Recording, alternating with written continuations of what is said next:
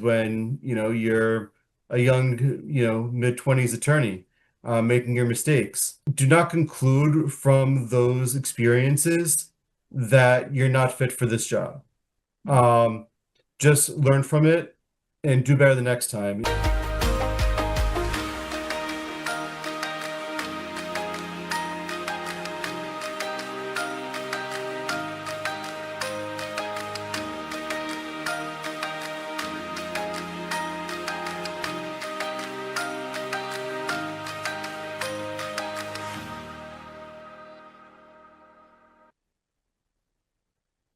Hey everyone, I'm Denisa Tova, your host of Beyond the Bar podcast. And today's guest built his own matrimonial law firm from the ground up in Forest Hills, New York.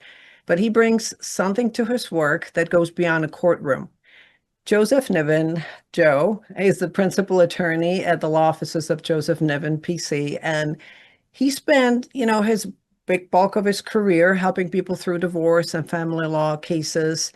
And he does it as someone who understands on a personal level just how much is in stake. And he's able to meet people where they're at. And I learned a little bit about Joe, not much, but I'm gonna have him tell us the story. Because the gist of the podcast is to go beyond the resume and find out who is beyond the fame and the title. So, Joe, welcome to the show. Thank you so much for having me here. It's good to see you. Yeah, you too. We just chatted a little bit about how we've met virtually, and of course that was work related, and this has a different flavor, and I'm looking forward to diving in and finding out your story. So let's start in the beginning. What were you into as a kid growing up? Let's see, what was I into as a kid? I remember that when I was in kindergarten, I wanted to be an astronaut because I had a little astronaut toy and I wanted to actually fly into space. That changed when I realized that I didn't really like science. Um, I wrote short stories when I was little. I'm from the generation where I had, as they say, an analog childhood and digital adolescence. Um, so we got our first actual computer when I was about 4. And I would use print shop. I wrote short stories when I was a kid. And yeah, I would say I was definitely not athletic. I learned pretty quickly that I was not into sports that did not come easily to me. I was known for picking dandelions on the soccer field. But I was cerebral and I was artistic. And then what did you do with that afterwards? Um, Yeah, unfortunately, I would say in high school, I definitely bought into the whole idea that it was really important to get into the best college. And you know what? I regret it because I think that I missed out on a lot. I was one of those kids that was an honor student and would beat up on himself when I got an A instead of an A plus. So that's definitely something that as a father now, I'm trying to instill in my own son. He's only 7.5 now, but I one thing that I'm trying to be careful about is to help him to realize that it's not all about being a perfectionist. That's important to also use this time when you don't have all this responsibility to get to know yourself. Um, when I got to college, that's when I started to take the time to develop more of my interests, not just building my resume. Um, I got politically involved. I was one of those Deaniacs in 2004 when Howard Dean was running for president, and I traveled up to New Hampshire to work in that primary. Um, I um, I got very involved. I went to college in Philadelphia. I got very involved in community service. I was reading to kids at the Ronald McDonald House. Um, yeah, I was reading to kids at the free libraries. Got involved in the Make-A-Wish Foundation. I did find in college that that's really what brought me joy was trying to make a positive difference and help people. And how did that, what or who, impacted you to become an attorney? Yeah. The beginning of that was not as romantic or as good of a story as I'd like it to be. What happened was that when I entered college, it was 2000. The economy was very, very good. And throughout high school and the beginning of my college, I took it for granted that I wouldn't have to look for a job, that Mm, people would be recruiting me because employers were, looking for bodies, and somebody who graduated from a good college was good as gold. But my sophomore year, 9/11 happened, the dot-com bust happened, and things changed. The economy started to go down. And I talked to my dad about what I was going to do now.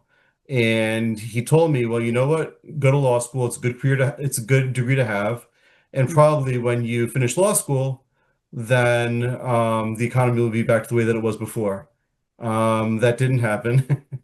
But you know what? It's kind of funny how things happen because um, when I got to law school, I started to see that it fit me a lot better than I expected. mm, I had this picture of law school that it was this whole chase where everybody's trying to get into big law, and then you get to big law, and everybody's competing against each other to become partner. And I had this idea that was the only path, and it really didn't appeal to me. But at the same time, when I started to take trial advocacy and appellate advocacy, I started to see that it was something that I really enjoyed. So, and I also learned in law school that that path of going to big law and the whole corporate chase was not the only path that was available. Um, Especially given my third year, I went to work for a law firm as an internship. It was a great firm, and I actually send them clients now. But what I learned was that working for it was a mid-sized firm, but that even working for a mid-sized firm was not a good fit for me because um, I really needed ownership of what I was working on, and these cases were mm, so big that I would get a task and I would do it, but I didn't get to see the impact that it actually had. mm. So, the second semester of my third year, I went to work for a solo, and I was just told, here, write this brief. And I loved it because I was actually able to see the completed product, meet with the client, and see how much it meant to him that I was working on his case. So when I started applying for jobs, I knew that I wanted my own cases and I wanted to be in court. And I wanted autonomy over my cases too. So I didn't really know what field I wanted to work in. I liked labor and employment when I was in law school, so I had an idea that I might want to work in that. But I applied for a job with the Administration for Children's Services. And when I Mm. went to the interview, they asked me what I was looking for, and I told them that I wanted to be in court and I wanted my own cases. And they told me that I would have that if I went to work for ACS. So I was offered the job and I took it. It's interesting. It's like with every milestone that you completed, it sort of opened up a little more of a window into what it is that you enjoyed, what it is that sort of kept your attention. And it's interesting. You said something about ownership. Ownership as far as the outcome and the impact you had on a human being, or also ownership of the process of completion of the case. I would say both. Uh-huh. Um, I wanted to know the purpose of what I was doing. Hmm. Unlike if when you work for a large law firm, or even in some cases a mid-sized law firm, a lot of it is that it's here, write this letter. Here, site check this memo. Here, write this memo for this attorney, and you really don't get to see what impact any of that has. And I find that unless I know the impact of what I'm doing, it's hard for me to really enjoy it. Yeah, I feel what you're saying. It's actually that's me. That's me, like the That's the entrepreneurial creator. mindset. Yeah, yeah. I think it's the creator in Mhm. us. It's almost like I want to see, to me, there's no sort of there's no end to what's possible. And when you couple it with technology, I'm a total geek when it comes to that stuff. But to see that unfolding and maybe being a little bit of a control freak too, but but Me that's to too. my own bar. I maintain my own bar really high. Um, what what is your pet peeve about people? Um, I would say Entitlement. Hmm. That's probably the biggest thing. Tell me more about that. What's an example of that? Yeah. Um, I would say when in like work wise, it's when people are their own worst enemy, and yet they absolutely insist on doing every possible mental somersault to blame somebody else for what's happening. That's probably the biggest thing. Like lack of accountability almost, right? Yes, absolutely. Yeah. Yeah, Absolutely. like it's happening to me, but I have nothing to do with it. Yes, Yeah. absolutely. Yeah. And to be, to be honest, I mean, to be fair, obviously, when you're shepherding people through this process, it's difficult. It's a hell for them. It's a really difficult change, a transformation, and so you're getting people at the worst, right? And their shadow side, and it usually comes from fear. So that's not necessarily who they are. Right. But then outside of that, when you look outside of cases, you look at colleagues, practitioners, and then the circle widens. So it's not necessarily the clients that you're describing, it's really just people in general. Is that right? Oh, absolutely. Yeah. And I think that you were alluding to this in the very beginning. I mean, I've been through divorce. I am divorced. And what I see with my clients is that like I'm very familiar with the way that going through that process affects the way that you think. Mm, Because I've been there. And I'm also conscious of the fact that it could have very well been easier for me than for my clients because I came into the process very familiar with what the process is.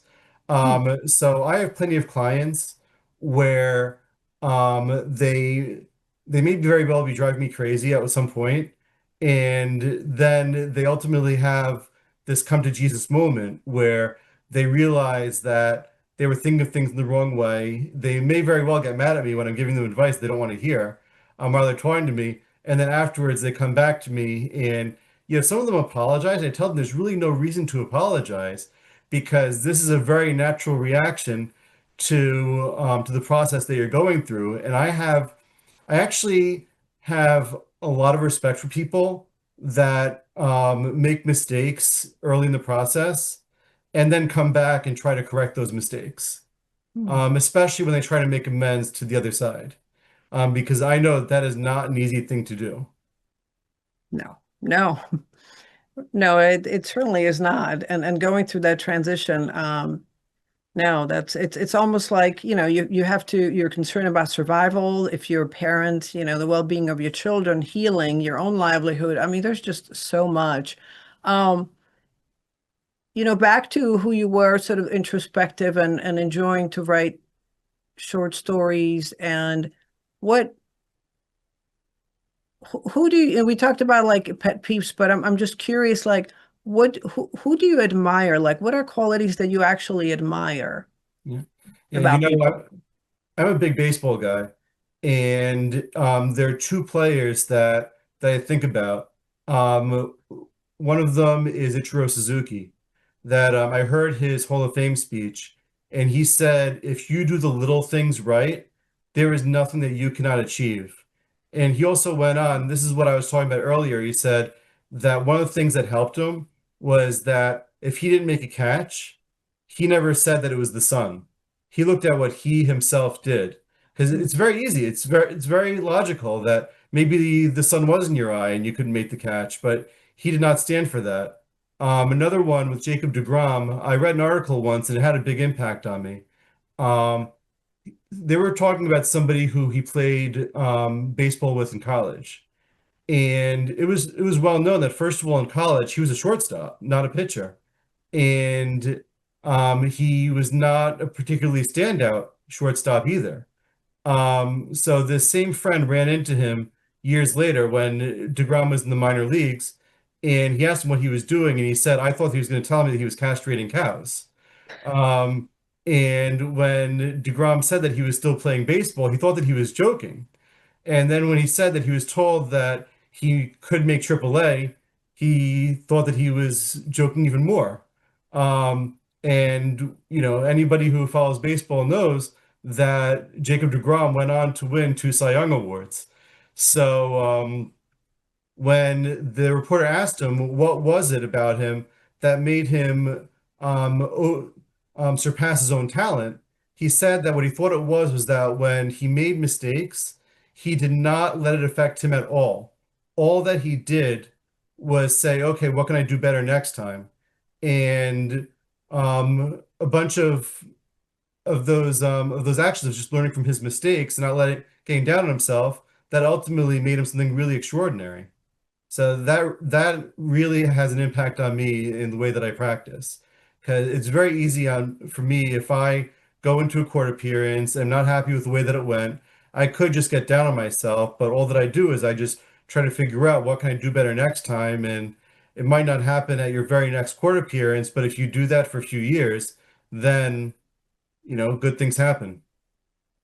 That is so powerful what you just described. And it probably helps you not to take stuff personal. It's almost like I'm going to look at it very narrowly. Like this is where I erred. This is where it doesn't even have to be this is where I made a mistake. This is what went wrong, and this is what I can do better. Mhm. So it sounds to me like there is not this sort of attachment, like where resentment builds up, or you go back to it in the past and it's just haunting you and it's weighing on you. It's just like you call it what it is, and then you sort of, you make sure that you have a system in place to avoid it or do it better.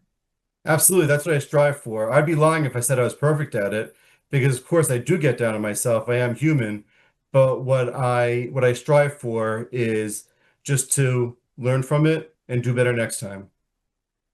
What a great example for your son. Thank you. Yeah, I try. One thing that I was told when I became a dad is kids don't care about what you say, they care about what you do. Um, and you know what? I I've seen it. I've absolutely seen it. Yeah, there was one time when I had him for a weekend, and he was acting out like crazy on Sunday. And it was a very unpleasant Sunday. And then the next morning, he Monday morning when I was going to take him to school, I just saw him sitting on my bed, and I was putting on my suit, and I could see it, that um he was watching me. And what I thought about was, you know what? Um I really hope that what he's learning is that no matter what happens, even if you go through something unpleasant, that you still do what you got to do, and that's it. Hmm. So you didn't sit down and have a long talk with him. You kept on putting the suit on and then you went to work. Yeah, took him to school Just, and went to work. yeah, yes. Yeah, yeah. I mean, maybe when he's a teenager, I'll be able to have those long talks with him. But yeah, at the Yeah. time he was like 5 or 6. So I know that Yeah. what I've been told you're supposed to do is just give him the consequence, and that's it. But yeah, I hope that he carries that lesson. Not to let unpleasant things stop you from doing what you got to do. How are you, if you are in fact parenting differently than your parents parented you? Mhm. Well, I think a lot of it's generational. Yeah, I think one big one is that when I was growing up, it was all about go to the best schools, get the most prestigious jobs, et cetera, et cetera. And now I'm seeing it. Like I went to Alumni Day last year, and we were all talking about whether that $90,000 a year price tag they have now is worth it. And I see it that it's no longer like, okay, you went to Columbia versus Binghamton, therefore you must be a better candidate than the candidate that went to Binghamton. It's not like that anymore. I think that more and more employers are realizing that you can get every bit as good of an education at a public university as you can at an Ivy League school. And I think that that's changing things, changing the way that my generation parents, and that we look more for fit versus prestige. And I'm not just talking about college, because obviously he's 7.5, so it's a long way away, but um, it's not so much about collecting accolades and collecting resume builders from a very early age, like it was when I was growing up. Um, and Yeah, I think that's probably the biggest thing is that it's not just about get the best grades, go to the best schools, go to the best get the best jobs. More about okay, fit. One big one, and I think I was losing the forest of the trees over here. I'm actually homeschooling dad. My Mm, son is homeschooled. He goes to wow. homeschool co-op. I'm a big believer. And I'm a product of public school, so that's a big one. Yeah. Hmm. That's that sounds so reasonable. I've always been proponent of that, and I've seen also what, that tremendous pressure, what it had caused, or causes, to children, and everybody learns differently. And then when you Yes. add, the hours and hours of homework, and when you are in the middle school, try to think about, you need to pile up so many activities on your plate because they're going to look great on your resume when you apply for college. And then I've seen it around where kids go to college, they either drop out or they graduate to college, they don't even use, the degree. They're like wondering, what am I gonna who am I, what am I gonna do? So that is so great to hear, that you're paying attention to that. Yeah, I mean, and so I gotta give it to you. Somebody who's lost, son, and way into his adulthood, but have gone through that, and it's particularly sensitive to that. That makes a lot of sense. Yeah, as you and plus the life is so short. You can only pack in so much, right? Absolutely. Yeah. I didn't know that about you. I can't even imagine. Thank you. Thank you. Yeah, he finished service. He was in the US Navy, and he would have been, this was 4 years, 5 years ago, 2000, yeah, so he was in his 28, and massive PTSD. And when he got out and just tried to self-medicate, and so that didn't go so well, and it just lasted years in and out of sort of rehab. And it was interesting. He felt really close to the veterans and his brothers, and some of them were, homeless and struggling, and he felt like he needed to, get down to that place to be close to them. So, but that's really why I started this podcast. I mean, I'm smiling, because on the lighter note, and this was, several years ago, instead of starting a foundation, I always say that Elias was, sort of he saw the light. He saw the positive in people. He was very reasonable, not naive. So I thought, you know what? Let's get into storytelling. Let's forget about the shop talks and the titles, and because underneath all that, like what you're describing, underneath, beyond the title and the structure, is they're real, human beings with stories and fears and, passions. Anyway, so that's, I commend you for doing that, Joe, with your son. That's great. Thank you. And yeah, I mean, thank you for your son's service. Thank you. I mean, he gave everything for our country. So yeah, there's really no way that we can possibly give enough gratitude for that. Thank you for saying that. Yeah. Yeah, I mean, and everything that you have to do in helping people through this transition. It's not just about the knowledge of, assets and how to split things up. It's really, and I always say that, as you not that you take on someone's emotions, but it stays with you. So what do you do to sort of reset so that when you do come home, you're fully present with your son and not sort of bringing in the work? Yeah. And first of all, I gotta say that I'm definitely not perfect about it. I mean, he's definitely been in the car with me when I've gotten calls from clients. He's he knows my employees' names. So I can't say that I'm perfect about it, but yeah, like I do meditate every day. That's an important one. And I found that it's very powerful. And one thing that I try to remember, I learned this probably way too late in my career, is that the role that I play in the process is actually a lot smaller than one might think. That Mm, my job is to get court orders and to defend against court orders and to provide legal advice.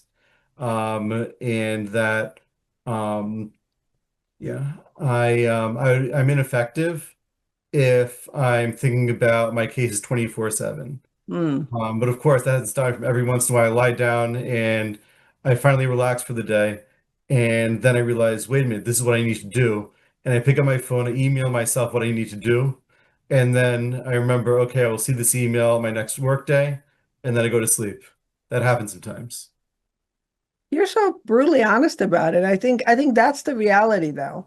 And It it's is. funny how, many practitioners here, I don't know if you heard some of the interviews, but would say, well, I'm able to do that. I compartmentalize. And I can just sort of leave it at work. And I can't. I'm 24/7. Now, obviously I don't deal with, a highly and emotionally charged situation, but it's part of me. And that's sort of what that is. And it's funny you describing your son who knows your team. It's the same with me. Yeah. But yeah, that's great. What do you do with your son? What does it look like on the weekends when you guys are spending that time together? Yep. Well, this past weekend was my mom's birthday on Saturday. Oh, So my parents came over and we went out for her birthday. And then yesterday, we went to Long Island Children's Museum with, one of his friends and his friend's mom. Um, and yeah, that was great for them. They were building this little house, and I could just see the life. Like they both had different ideas, and teaching them not to talk over each other and everything. One good thing about the silver lining of the Mets having a horrible season so far is that tickets now are very affordable.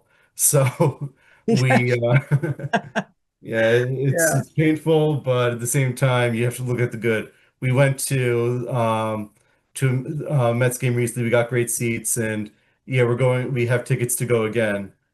He loves taking the subway, and unfortunately loves the souvenir shop too.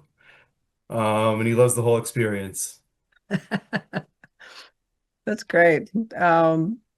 You know, you may have passed that note. Hopefully I remember the facts. Did you go to Innings Festival in Phoenix Yes, not that yes. long ago? And tell me, wasn't it like this whole journey through Hmm. states to get there?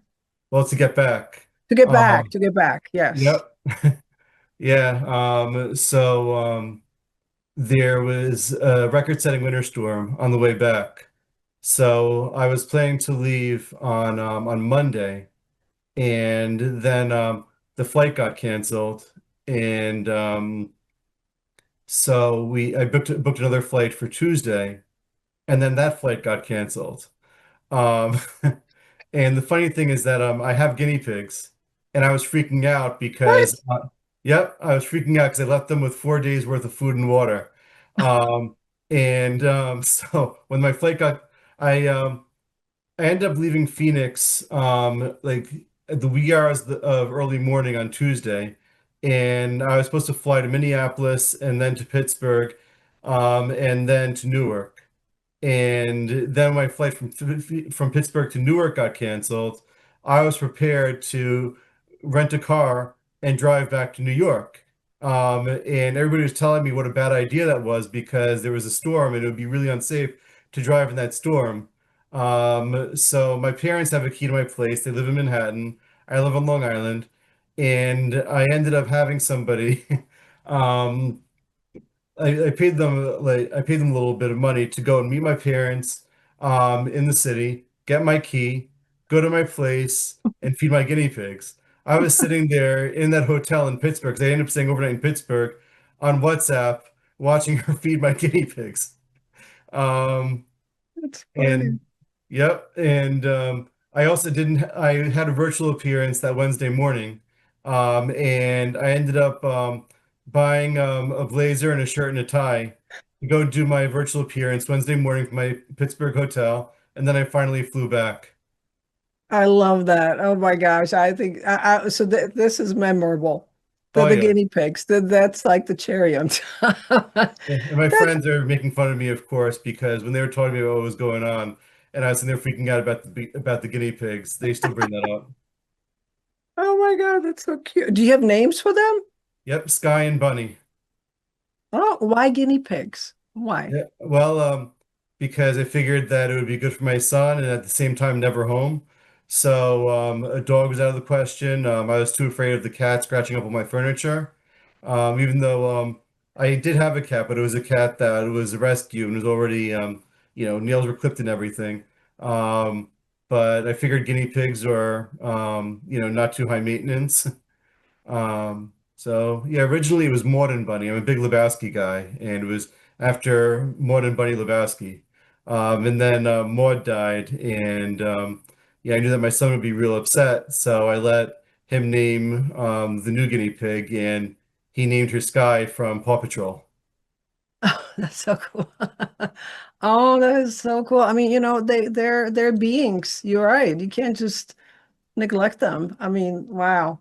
That is such a cool story. And I can get lost in this, but on a sort of what would be your parting thoughts? You're such an open book. You're so easy to talk to, which is just amazing. I really find that refreshing. Something tells me you're going to be brutally honest too. Is what would be your advice for incoming attorneys? Yeah. I would say, what I talked about earlier, the examples of those baseball players. Mm. I mean, I know how easy it is to get down on yourself because you have few things working against you, assuming that you're in a courtroom. I remember once talking to a judge about this, how we both learned how to practice law by getting laughed at while we were up there before the bench and hearing the snickers in the back of the courtroom. Because that's the way that it is when, you're a young, mid-20s attorney making your mistakes. It's Do not conclude from those experiences that you're not fit for this job. Um, just learn from it and do better the next time. And you will have another experience like that. And then just do the same thing again. And that it does add up. That's a great advice. Yeah. Just keep going along the lines of what you described earlier. It's like you identified the mistake. Try not to take it personally. Keep Mhm. going. Yeah, you Yep, need the reps. You need the reps. absolutely. Why, I was trying to remember there was a funny story by a judge who went into private practice and I don't know if I actually finished the interview or not. And he was telling me a story that when he first started, so he was as a judge, I think so. He wears the robe, and he's there with a judge who's been presiding for years. And when they were done with the case, I think the older judge tells him, next time you may want to pull out the hanger out of your robe. And so that was sort of his introduction, to the bench, talking about, mistakes and little oops and you can't take it back. It's done, right? Right. Yeah. But anyway, Joe, this has been really refreshing. Thank you so much for sharing your wisdom, your story. Really great to have you. Thank you. Thanks so much for this experience. I've enjoyed it as well. And for our viewers and listeners, of course, to find out how to get hold of Joe Nivin, click on the bio link below. Follow us on Beyond the Bar podcast. And until next time, stay curious and stay inspired. Thank you so much.